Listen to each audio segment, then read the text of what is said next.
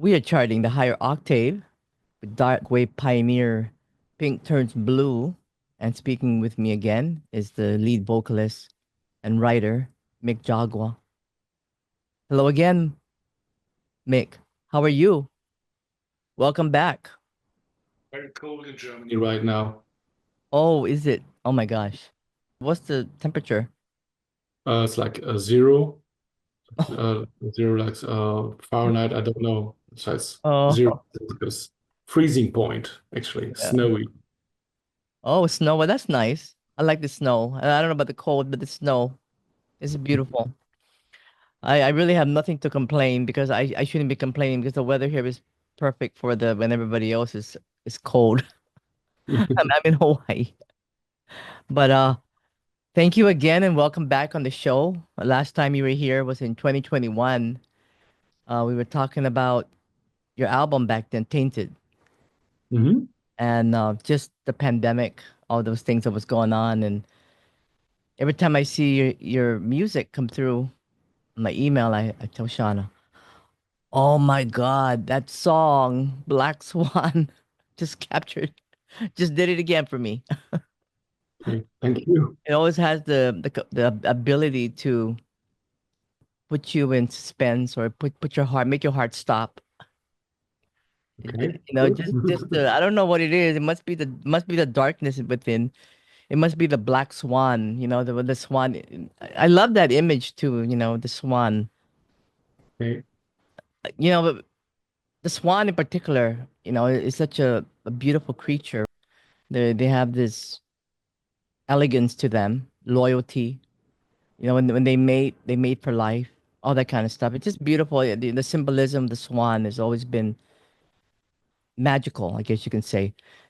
And here's a magical one. The black swan. A lot of people may not know about what the black swan means. And maybe you can explain a little bit because this album, which you're going to be releasing 1 month from today, is oh no, well, a month from yeah, nearly a one month month. from now, February 28th, right? Yeah. Yeah, this album is going to be released, and I'm really looking forward to the rest of the songs. I know the Black Swan is it's the first single, and Hmm. it's a ballad. Hmm. Yeah, it's a beautiful ballad. I played it immediately on the radio, on two of my radio shows, because I was so like, oh my God, this band, when they first came out, when I've been getting your music from back in the day, I would play. It's always so. Remember, I told you I love True Love. Hmm. It Hmm. has that ability to just capture the audience first time they hear it. It's just, I mean, I don't know. For me, that's what I think. That's my opinion, but it's great. Maybe you can explain a little bit about why did you pick the title, The Black Yeah. Swan? Yeah. Yeah, as you said, like the last album was called Tainted because the whole world was already getting weird, I must say, for everyone, because actually many of us got locked down. Some people were kind of okay with this, others weren't. Some people were try to get arrange themselves with it. Others were really kind of getting nervous and starting to blame the government and others and whatever. So getting really unhappy, uneasy. The whole world was getting, I think it was kind of divided before that, but that kind of made an extra point there. And after that, obviously, the world has become even more complicated, I find, right? It's like, so with, obviously, there was the one side who really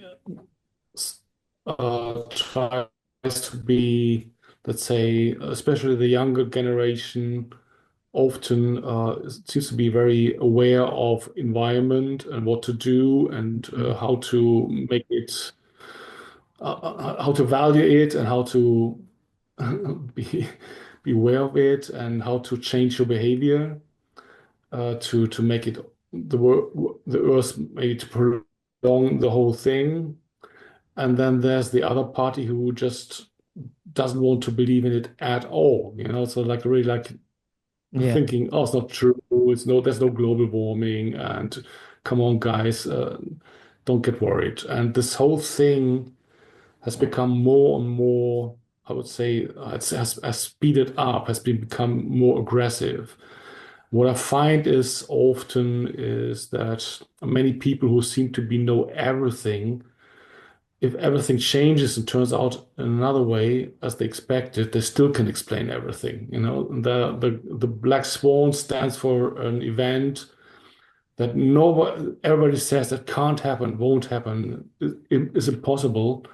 But when it finally happens, the same people who say that couldn't happen have a lot of explanations. Oh, we all could have known it before, and they kind of still claim to be on top of everything and being able to explain everything. And that seems to be part of the human nature, you know, always being a know-all, a badass, like you know, being able to explain everything in the end. But in the end, it just means it's so easy to be wise afterwards, and it's so difficult to be wise beforehand. Yeah. You know, interestingly, Black Swan is very current in today's, without getting into the political or social arena of life. It is actually coming into play right now. I mean, the last time we talked, you were telling me how you're always soul searching. You know, Mhm. I remember you mentioning that you're always soul searching, and this this theme is it's apparently how life is. We're always searching. What is? Do we really want this? Do we really want what it is? And like the theme, right? It's an event that comes as a surprise, especially when now with the rise of AI and everything. Everything's so unexpected, right? Mm. Yeah. Although many, I think it's often used in the financial world, right? If Yeah, there's some, yeah, yeah. That too. they We use it don't really very know. easily. But Yeah. I find there are many, many occurrences of things that happen, and people try to explain it away in a way, you know. Hmm. And the same with in human relationships, you know. So it's like so easy to try to use your brain and your, you know, to explain everything, but in the end, it doesn't change things, right? So it would be much better to find a way how to cope with reality in the first place. But humanity seems to avoid that. We all seem to avoid that.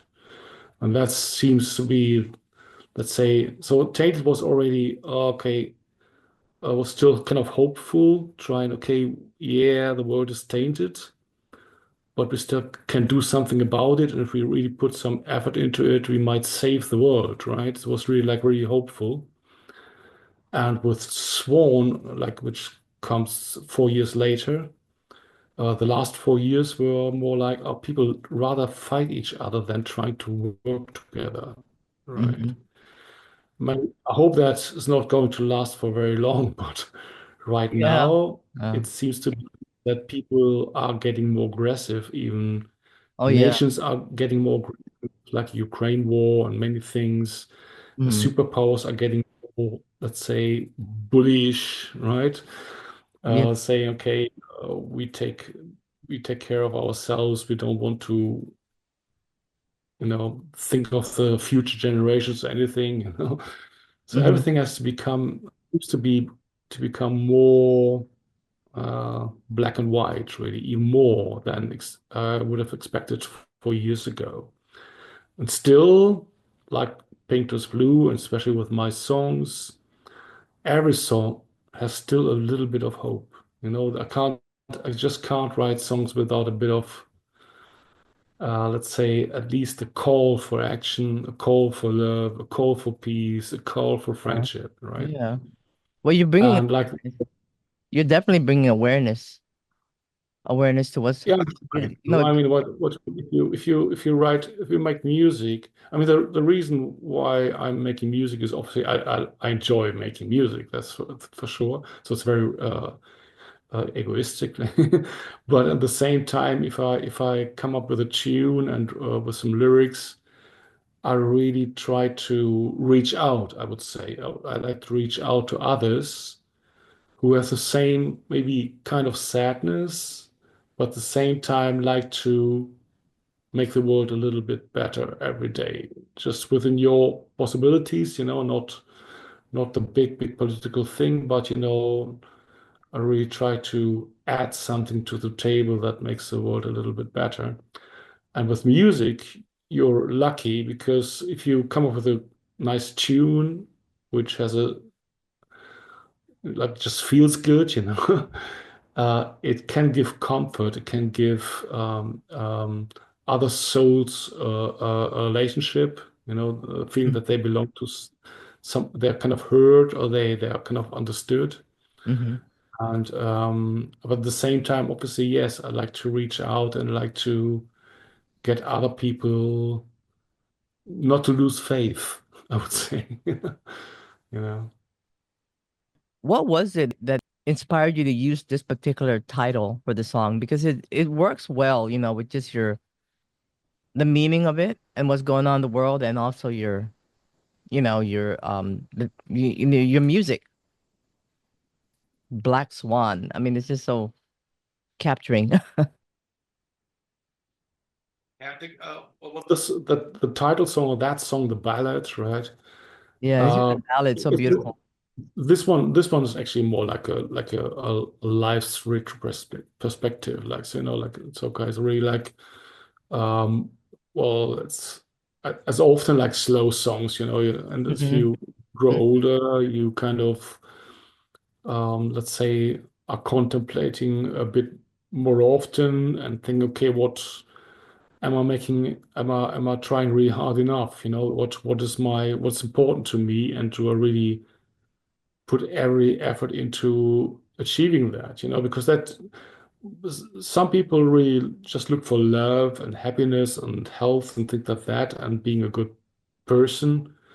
Other people want to become rich and powerful and everything, whatever, or make career or have 50 children or whatever. But at the same time, often enough, it happens that we just, uh, let's say, just pass our days and are not really trying to achieve our goals, whatever our goals are, right? And the question is a bit like, are we getting too lazy? Or are we getting too serious? And that's kind of this questioning what actually how to be good, or what does good mean, and what can I do about it, right? So that's what the song is about. And obviously that it's a very personal song on one hand, but on the connection to the album, or the Black Swan as a other bigger title is, I have the feeling that my internal doubts are being mirrored in the world, right? So like if I Yeah, no, you're absolutely right. and see the news or read the news, Mm-hmm. or Mm-hmm. all those Yeah. political conflicts and things like that. I think my soul-searching conflicts and the world's conflicts seem to be related. Yeah, yeah. You come at the right time for this song to even be released. I mean, to even come up with this title. It really does invoke what I'm feeling as well. I feel it. I know what you mean. Cool. As a writer, do you need to be in isolation to access that creative space, or can you collaborate with other people and write music I know you're the writer, the songwriter. Yeah, I think well, it depends a bit on the phase, and also depends on the person, right? Mm-hmm. So I do have a band, and they're really um, contributing a lot, with ideas and things, and trying things out, and spending some time together. Um, and that's always good for the ideas. But when it comes to the point to, let's say, I would call it, if to say, okay, where is the song? Where's the story? Where's the message? Also, so that's normally my part gets bigger. Mm-hmm. So very often, like towards the end, when we kind of have a selection of songs, and I start writing lyrics, sometimes one times, two times, three times. So I'm writing the lyrics, and then the song changes, and I get more and more the upper hand and say, no, I can feel it's that direction, guys. Right? So, and the end, and also I'm the singer, so I have to, if the singer doesn't understand the song 100%, he can't sing really. But Yeah, yeah. So you're the songwriter and the singer. So yeah, and as a, let's say me as a guitarist or as a or the drummer or the bass player or me as a piano player, I can always um, uh, take the vocals and play along, So like, I get the vocals. If the vocals are good, that's the main first thing, If when on the early stage of the song, I have to make sure that the lyrics and the vocals are perfect for me. That I think, okay, I can't do it better, right? That's the song. Mhm. And that's always a good stage for the rest of the band, including me with guitars and some piano playing. So me more like a musician, not as a singer. Mhm. Say, okay, if that's the vocals, if that's the lyrics, I would like to add this or that or try out this or that. Then the band comes back in again. So it's for us really like the first stage is like everybody comes up with ideas. Mhm. We'll select a few ideas and try to finish the song for vocals and lyrics. And when I think, okay, yeah, I'm really confident about the vocals and the lyrics, I can't do better, then the band comes together again and let's, okay, what shall we add to make the vocals and the song really strong? Yeah. As a German band, your lyrics are in English. How do you, I guess, how do you ever feel that language um creates boundaries from English to Um, German, or do you think I'm just wondering how do you write a song in yeah, English? I must say, to me, well, I've grown up with English music, loving English Mhm. music, right? So English sung music. Like I'm very much a fan of I was even a fan of the 70s bands, Mhm. Yeah, me um, too. like even Beatles, Blue, even the Beatles in the 60s, right? So when Yeah, I yeah. was very young, and the 80s, like bands like The Cure or Susie or Joy Division or whatever, and I just loved that music, right? And at the same time, I find the English language for singing seems to be much more emotional, more seems to be gel much better than German. Mhm. German is a great language for writing books, I find, Oh, or even really? Oh, poems, yeah. because the words are really, how do you call it, a bit more, not that much romantic, but pretty intellectual, like Mm. very much in the head, I find. Whilst English, for me, it's much more a body language. It's kind of much more in the heart, the soul. And, it's like it feels much more the sound. I like the sound of it. And for Painter's Blue, the music is as much atmosphere as it is content. The feel of the song, the atmosphere of the song is even more important than the lyrics. That's true. Yeah. So that even if I didn't sing anything, no lyrics, just blah blah blah, and it's getting or whatever, I would probably still make like English sounding noises because I like the way how the voice acts with the rest of the instrumentation. Mhm. Mhm. That's one thing. The other advantage, obviously, with English is nowadays, Pink has many more fans in the US than in Germany, right? So we Yeah. have all over the world. Also, obviously, if you have a message, if you have a lyrics you kind of think they're good, you have a much bigger chance that people dig it, right? When you sing English. Yeah, And the interesting thing about what you just said, because I see your voice as an instrument itself. yeah, yeah. Really, it is, especially yours. I think the lyrics are so important to me as well as the Mhm. voice, because your voice can convey intimacy and distance at the same time, right? Yeah, I mean, it can go either way. That's why we were talking about lyrics, and it's interesting how you talked about the books, the literature, German literature books. And one of my favorite authors is Johann Wolfgang von Goethe.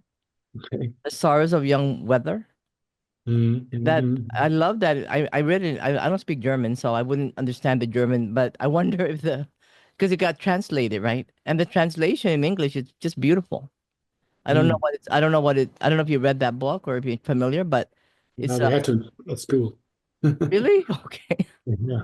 So when that's translated in English, Mm. is it deeper in German? Because I I don't. No, no, no. languages. No, I think the classics, they, as I said, like red language, German as a red language is, I think, as good as English. It's the same, really. Oh, I think. okay. But if you sing German, it's it's much harder and it's much more difficult. I find not every German might think that not every singer is the same. Some German singers probably can't do it, right? But I would find it difficult to, for me, if I sing a take like of a song, it has to feel just right.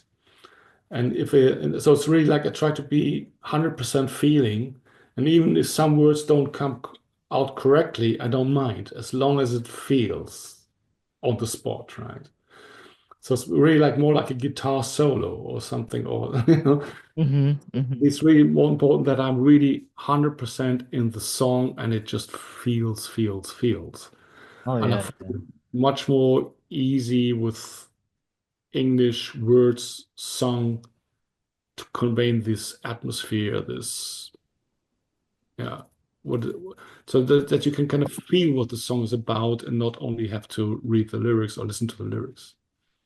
Do you ever want to write something or have you written something that becomes challenging and then how do you overcome the hurdles for that one? Was there ever a time, maybe a controversial theme? Do you ever have those kind of times and then it becomes challenging, it becomes a hurdle, or do you No, no, just do it. or you just do it? Okay. If I have to say something, I say it. Oh, So good. there's Yeah. one song on the new album which is going to be pretty controversial. Oh, It's can't called wait. um, there's one song which is called "Fighting on the Right Side," which Mm, is a war, yep. and obviously, or let's say any conflict, right? And there's always this one party that thinks who's fighting for the right cause, for the holy cause, and God is on your side, and Mm-hmm, your mm-hmm. killing is for the good. Yeah. I And mean, then there's the I other think it side. applies for the whole world in general, right? It Yeah. applies to the whole world collectively, right? And there's Yeah. always the other side who has the same Mm-hmm. opinion about the battle, right? Mm-hmm. There's this one line in the song is called, okay, how does it feel like to be the hero to be the hero of the right side? And how does it feel like to be the killer of the children of the wrong side? Oh, it's so applicable to Americans' political arena currently. Really, Your yeah. music. Really everywhere. I Yeah, love it. Yeah. so that's kind of I wouldn't, and I remember that Sean, she liked the song, but she said, "Don't do a video," you know, Yeah. because there are things like that nowadays. It's really difficult, because Yeah. play half of the world at least. We played Moscow, we played the East, we played the West, and then we finally decide to do a show in Israel. Like, yeah. And suddenly we had people threatening to kill us. Oh, really? Wow. So and when I started to say, Wow. come on, guys, we played in Russia. They're not really nice to everyone. We play in England, we play in America, not every state has kind of you know, you can have opinion about that. Mm-hmm. Mm-hmm. And but that was really so that we discovered it's like it's yeah it's the world has become a lot more aggressive than it was 20 years ago, I find, but I'm not Yeah. sure. Maybe it's just my impression. No, I agree. It's very different now. I think we're all like transforming, we're all trying to accept the change or fighting the change or whatever it may be. Um, yeah, it's we never know, right? So unexpected, like Black Swan. Yeah. Yeah. So And I think that's what kind of makes like this underground dark music um, m- probably more popular again as yeah, well. yeah, I think so too. Because I remember because when I started to get into this genre as a musician, that was in the 80s, right? Early 80s. Hmm.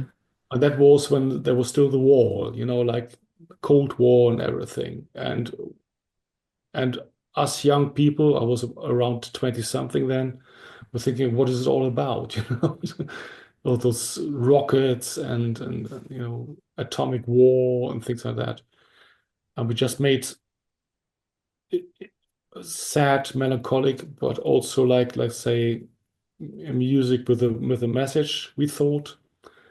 And today it's the same thing. You don't really know what to do anymore, because even at home discussions become more difficult, I find, with my father or so. And but what you can do is like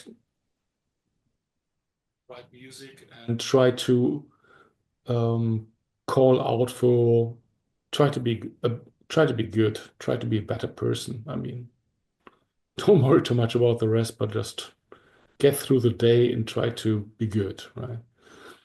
Yeah. Yeah.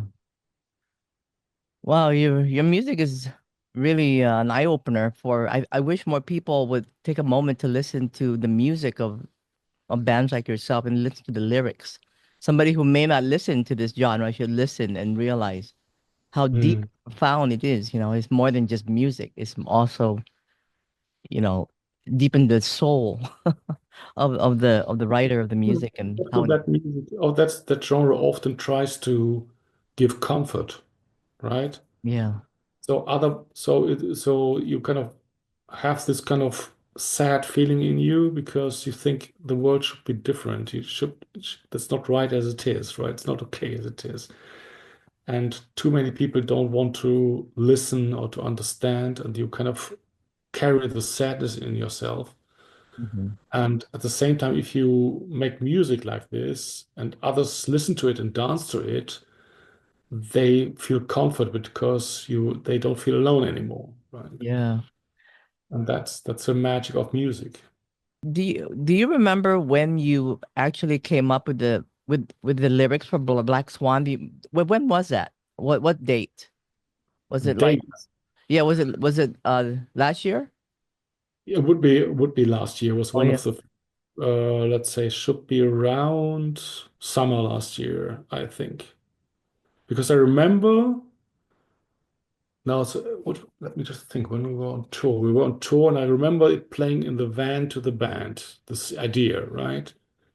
And I told them, okay, this song I think could be really strong. I love it already. It was really like just a piano and vocals.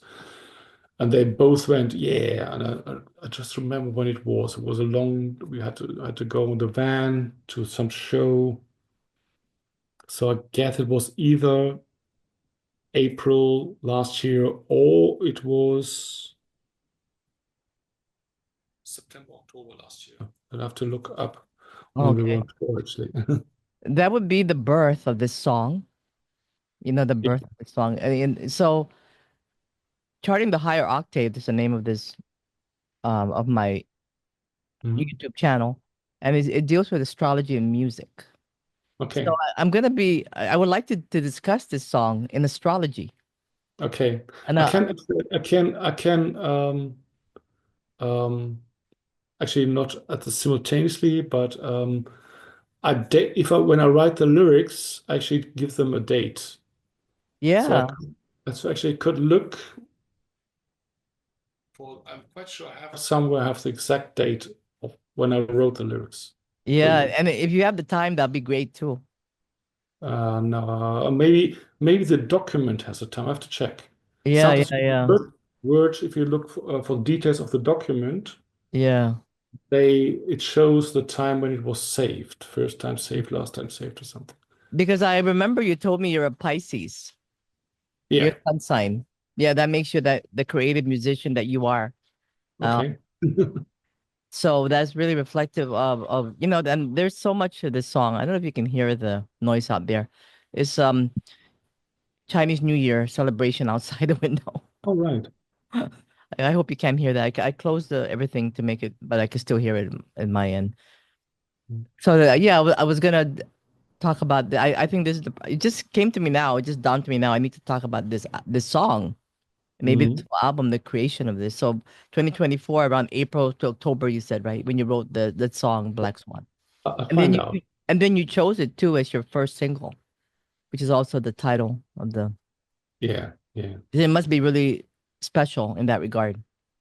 Yeah. The thing was a bit like it was a bit of a tactical thing as well because we knew we wanted to release the album end of February, and we wanted to pre-release a few songs.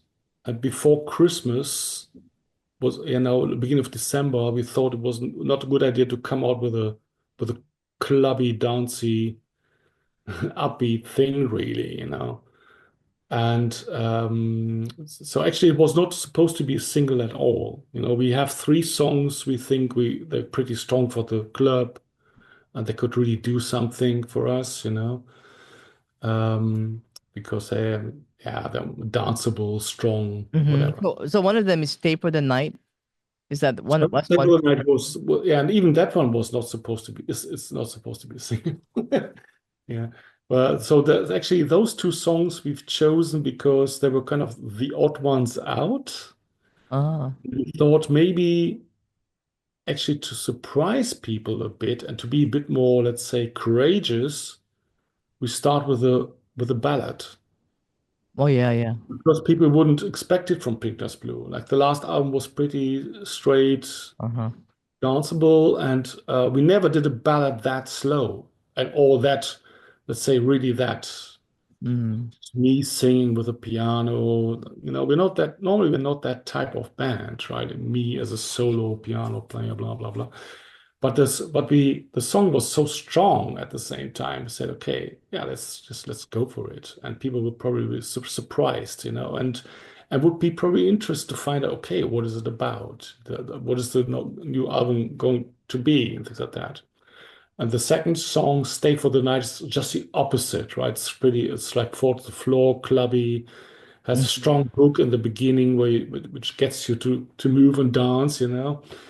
And the vocals are not kind of not introverted, but a bit more like slightly aggressive even, like a bit like Mm.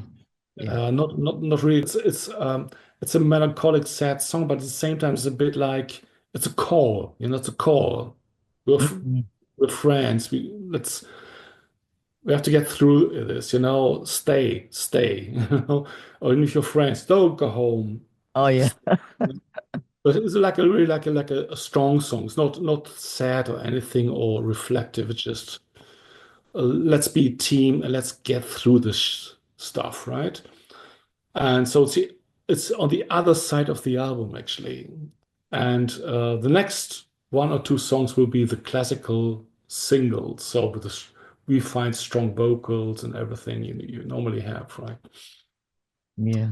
So it's more like preparing and getting the people, let's say, a bit surprised because, as I said, Black Swan, the ballad is, we don't do that kind of ballad normally with piano and vocals only. Mhm. And like Stay for the Night is pretty clubby and pretty electronic, for Pink Dust Blue. We're normally more like a drum guitar band, right? Yeah. So, and Stay for the Night, the guitars are pretty reduced, just one, two chords. The drums very straight, the bass really Mhm. straight. So we try to make so let's say to get our fans, but also people who are not that well known to Pink Dust Blue, a bit like, okay, didn't expect that, right?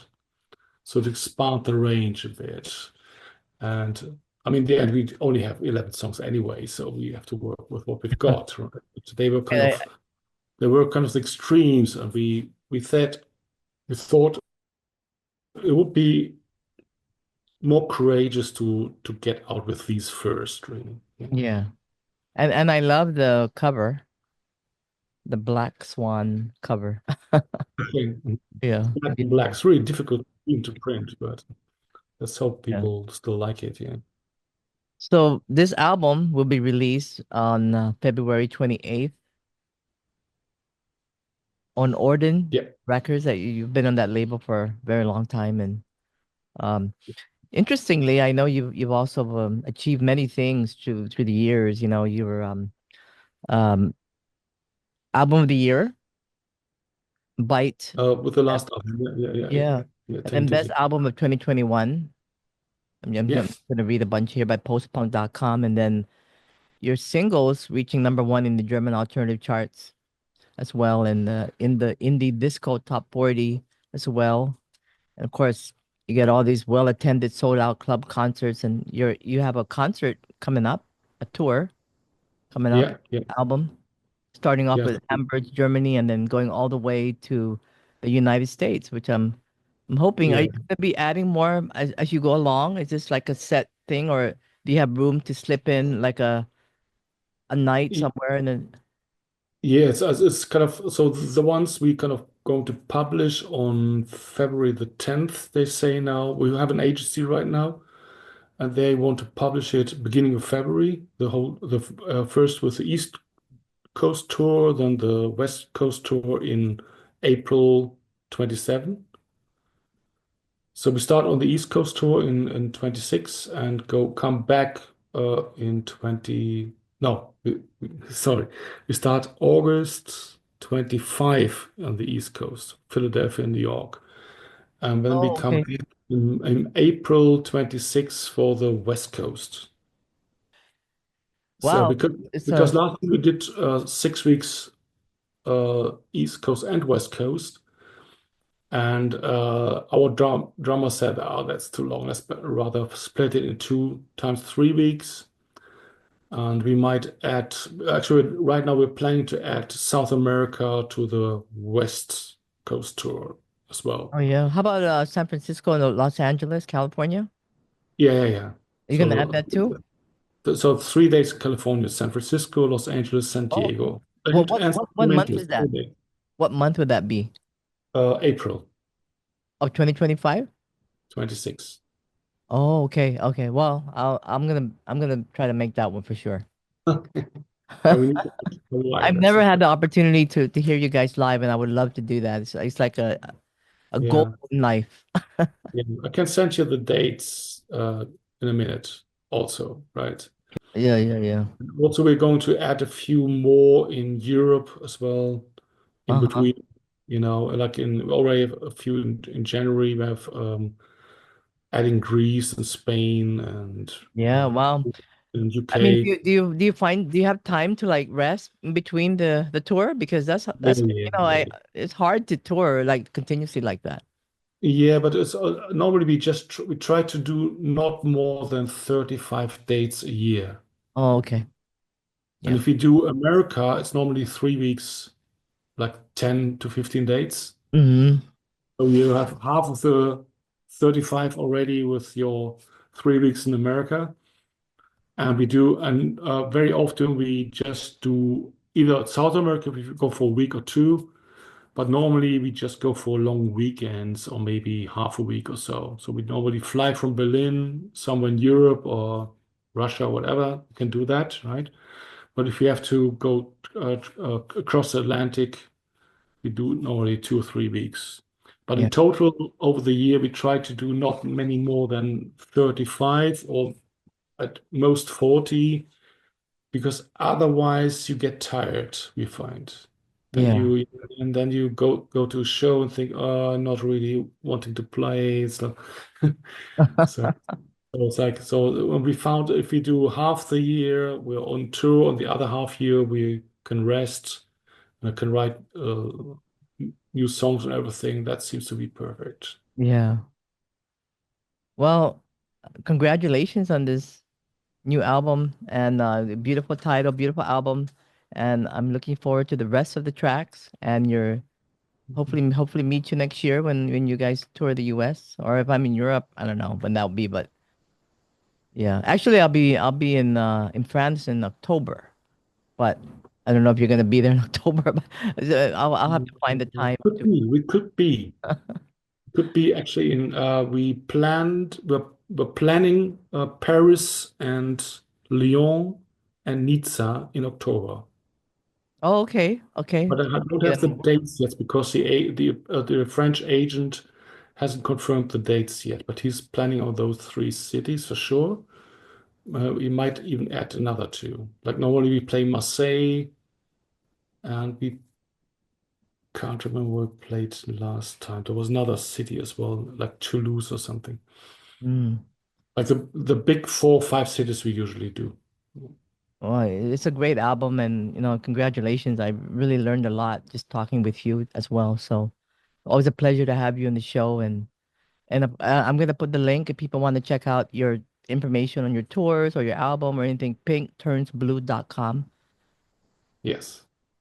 And of course you have a Facebook page, Instagram page, and all those, so they can follow you too, as well. Thank you. All right. Anything else? Big shout out to Shameless Promotion PR, and we'll wait for the next album, the next album, which I'm sure you're already getting that together. Yeah. All right. But thank you so much for doing this interview. I really appreciate the time and the knowledge and all of this inspiration that you bring all the time. Thank you. Thank you for having me. MIC Jogwер, Pink Turns Blue. Yeah. All the best to DJ Nocturno and your listeners. Thank you. Thank You you as very well. much. Yeah. Oh, This cool. is definitely very iconic. Cool. Just the swan. This the swan represents so many things. Besides the black swan, it represents fidelity, loyalty. It's very regal. It's so much in so many ways, and a lot of the stuff you mentioned to me, it reflects the political Mm, turmoil we're going through here in the U.S. Um, is very much so that unexpected event that's changing the world quickly as it can. yeah. Yeah. Cool. Thank you for Thank having you me. very much. I appreciate you. Okay. Take care now. Okay. Okay, bye-bye.